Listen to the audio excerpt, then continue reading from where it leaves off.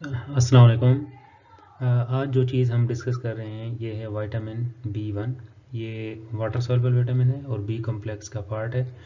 इसमें जो चीज़ें आज हम डिस्कस करेंगे इसका इंट्रोडक्शन है, इसके सोर्सेज हैं, कहाँ कहाँ से हमें ये मिलता है, ये हमारी बॉडी में क्या इंपॉर्टेंट फंक्शंस परफॉर्म करता है, इसकी डेफिशिएंसी से क्या हो जाता है और इसकी टॉक्सिसिटी से क्या होगा।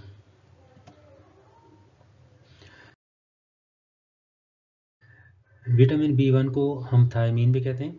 ये वाटर सॉल्युबल विटामिन है that is essential for our body for energy metabolism, energy production.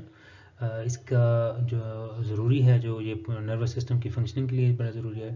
It is one of the 8 B complex vitamin, plays crucial role in converting carbohydrates into energy. जो vitamin B1 है ये हमारी body produce नहीं कर सकती, इसको diet में लेना ज़रूरी होता है।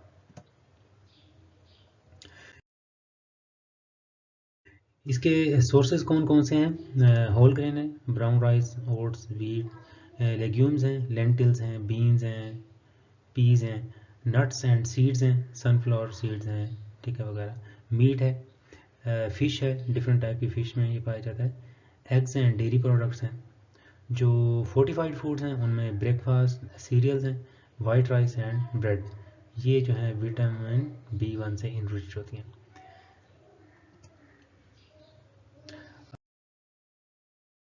अब ये हमारी बॉडी में फंक्शंस क्या क्या परफॉर्म करता है। मेन इसके जो फंक्शंस हैं, एनर्जी मेटाबॉलिज्म है। Thiamine helps in the breakdown of carbohydrates into energy by acting as coenzyme thiamine pyrophosphate, TPP इसको कहते हैं, in metabolic pathways. Nervous system की हेल्थ के लिए बड़ा ज़रूरी है। Maintains proper nerve functions and support the synthesis of neurotransmitter. Neurotransmitter आपको पता है कि एक न्यूरॉन से दूसरे न्यूरॉन में जब मैसेज ट्रांसफ़र होता है तो वो फिज़िकली न्यूरॉन कनेक्ट नहीं होते, वो केमिकल्स के ज़रिए वो कनेक्शन और मैसेज आगे ट्रांसफ़र होता है। डिफरेंट किस्म के न्यूरोट्रांसमीटर हैं, उनकी सिंथेसिस में हेल्प करता है। Heart and muscle function aids in the contraction of muscles and proper functioning of the heart. हमारे जितने भी मसल्स हैं उनकी फंक्शनिंग के लिए बड़ा ज़रूरी है। एक और इसका जो काम है, antioxidant support, protects the body from oxidative stress by supporting cellular functions. अब एंटीऑक्सीडेंट्स वो होते हैं जो हमारी बॉडी के अंदर जो डिफरेंट टाइप के ऐसी चीज़ें पैदा हो रही होती हैं जिसमें रिएक्टिव ऑक्सीजन स्पीशीज़ हैं, रिएक्टिव नाइट्रोजन स्पीशीज़ हैं, जो एक ऑक्सीडेटिव स्ट्रेस प्रोड्यूस करती हैं, मतलब वो एजिंग को सपोर्ट करती हैं, एजिंग को करवाती हैं। तो कुछ हमारे विटामिन ऐसे होते हैं जो इनको हम एंटीऑक्सीडेंट्स कहते हैं, उनको हम एंटी एजिंग भी कहते हैं। तो विटामिन B1 भी एंटीऑक्सीडेंट है, एंटी एजिंग विटामिन है।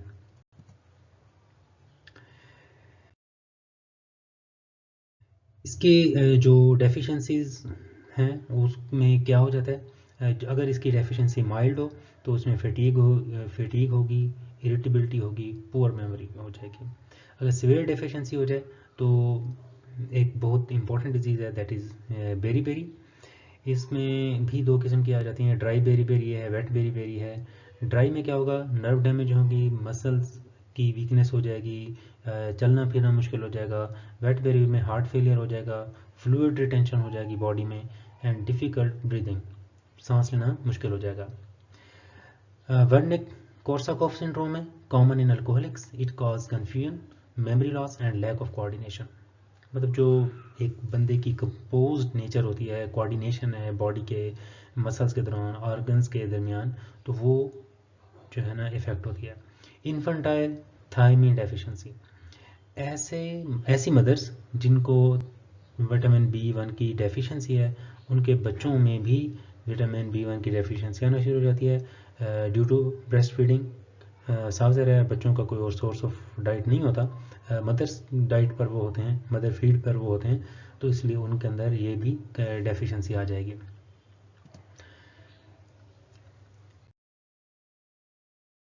ये ड्राई बेरी बेरी की एक क्लिनिकल फीचर्स की पिक्चर है। इसमें आप देखें कन्फ्यूजन है, पेशेंट की जो कंडीशन है बहुत मतलब पुअर है, रिस्ट ड्रॉप हो जाती है, फुट ड्रॉप हो जाता है, ये आप इसकी कंडीशन देखें। इंस्टेबिलिटी, इनएबिलिटी टू स्पीक, बोल नहीं सकता बंदा, ठीक है, और वीकनेस बहुत ज़्यादा हो जाती है, ठीक है। लॉस ऑफ टेंडन रिफ्लेक्सेस, ये जो हम रिफ्लेक्स मैकेनिज्म पढ़ते होते हैं, मतलब जब हम इधर कोई चोट लग जाए या पाँव पे अचानक से कोई चोट लगती है, तो हमारी बॉडी रिफ्लेक्स मैकेनिज्म के ज़रिए उसको प्रिवेंट करती है। ठीक है, नमनेस हो सकती है, बर्निंग हो सकती है, पेनफुल या टेंडर मसल्स, मतलब मसल्स के अंदर पेन हो सकता है। तो ये ड्राई बेरी बेरी की जो है ना क्लिनिकल फीचर्स हैं।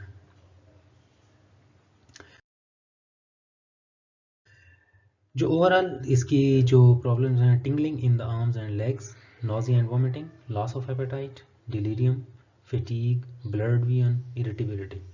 ठीक है, ये मेन इसके मतलब वो फीचर्स हैं जो किसी को अगर ड्राई बेरी बेरी या ओवरऑल विटामिन B1 की डेफिशिएंसी हो जाए तो।